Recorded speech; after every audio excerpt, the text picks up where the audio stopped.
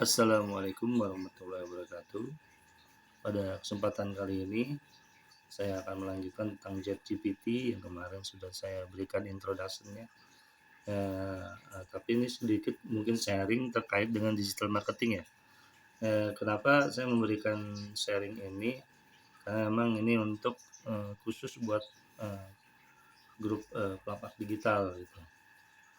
Ya, saya udah lama sekali tidak sharing ya. Intinya ingin sharing lagi, tapi mungkin nanti dalam bentuk YouTube ya. Ya biar bisa lebih inilah, lebih apa, lebih lengkap gitu, yang mungkin menjadi informasi tidak setengah-setengah gitu yang saya sampaikan ini. Ini menjadi apa namanya, terobosan baru buat dunia IT ya, memang bisa dilakukan untuk membantu di berbagai aspek seperti tadi di bidang programming gitu kan, terus ada di bidang apa namanya properti gitu kan, atau untuk SEO ya gitu ya. Terlebih lagi nih untuk SEO juga bagus ya, saya sudah mencoba sendiri gitu kan, udah melakukan apa, uji coba untuk melakukan SEO-nya, itu masuk di halaman yang cukup baik lah gitu ya, masuk di halaman hampir satu ya, istilahnya seperti di halaman 2 yang mungkin di atas gitu kan. Nah itu sudah coba tuh, bagus dalam artian sangat bagus buat untuk digital marketing, itu tinggal dioptimasi saja gitu ya oleh kita gitu. Nah, terkait dengan digital marketing yang mungkin kita bisa melakukan tanya jawab nih di ChatGPT. Misalnya kita nggak paham ya tentang bagaimana jualan online gitu. Itu tanyakan saja di ChatGPT, itu bisa kita bisa dapat jawabannya.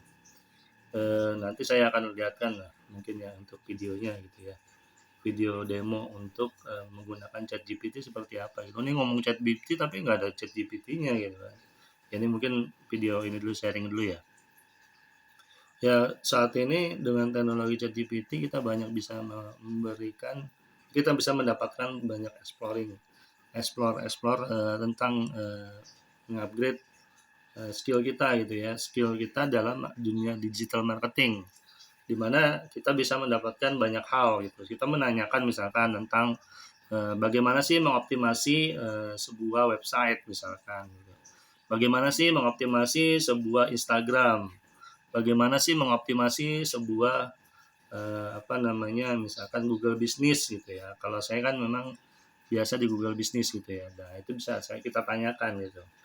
Dalam hal ini ChatGPT mempunyai sebuah informasi yang menggunakan namanya machine learning ya. Dia menggunakan machine learning, di mana machine learning ini bisa melakukan penelusuran secara mendalam gitu ya dari ini gitu ya, dari data-data dan informasi yang dilakukan oleh yang namanya big data gitu kan.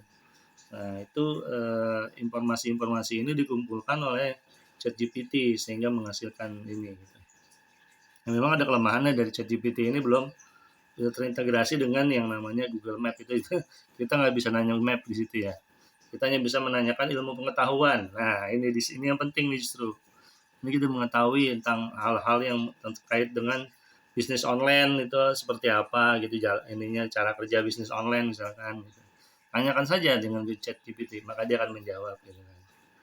Gitu ya. Istilahnya istilahnya kalau dari yang sekarang tuh, kalau ditanya chat GPT, kamu nanya gitu kan. Oke, saya jawab ya gitu ya. Misal gitu. Kalau gitu, kalau chat GPT bisa bicara seperti itu, kita kan tanya seperti itu, kamu nanya gitu kan. Nah, makanya itu dia. Intinya apa namanya, ChatGPT ini merupakan satu teknologi yang memiliki ya banyak bermanfaat lah ya. Yang saya rasakan dari rasakan sendiri, makanya saya bisa sharing di sini gitu. Saya melakukan hal-hal yang mungkin tadinya nggak terpikirkan gitu kan. Kita hanya menggunakan Google, tapi Google itu tidak sanggup untuk bisa memberikan satu hal yang mungkin seperti ini gitu. Karena memang di Google sendiri belum dilakukan apa namanya, menggunakan AI gitu. Tapi kalau sekarang ChatGPT itu udah menggunakan yang namanya artificial intelligence atau kecerdasan buatan gitu. Dimana nggak main-main ya, dalam artian kecerdasan buatan ini kalau diterapkan di sebuah robot gitu ya. Nah, ini robotnya jadi pinter gitu kan, istilahnya apa namanya, dia bisa mengetahui apa namanya, hal-hal yang mungkin manusia itu bisa jalankan gitu. yang perilakunya bisa sebagai manusia gitu. Istilahnya kalau ditanya apa-apa dia bisa jawab gitu kan, seperti itu. Tapi kan ChatGPT ini masih merupakan narasi ya, berasa teks berupa teks gitu kan. Nah, intinya seperti itu. Nah, ChatGPT ini kita bisa manfaatkan ya untuk kita bisa mengupgrade skill digital marketing gitu.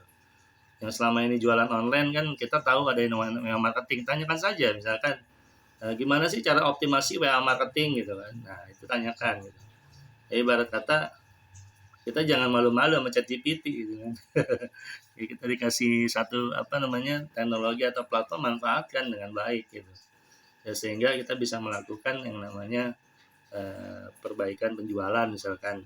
Untuk meningkatkan penjualan ya istilahnya kita harus melakukan sebuah inovasi gitu kan terhadap produk-produk yang mungkin selama ini nggak terlaku apa segala macam gitu ya. Intinya kita harus butuh yang namanya ilmu ya, ilmu penjualan gitu kan.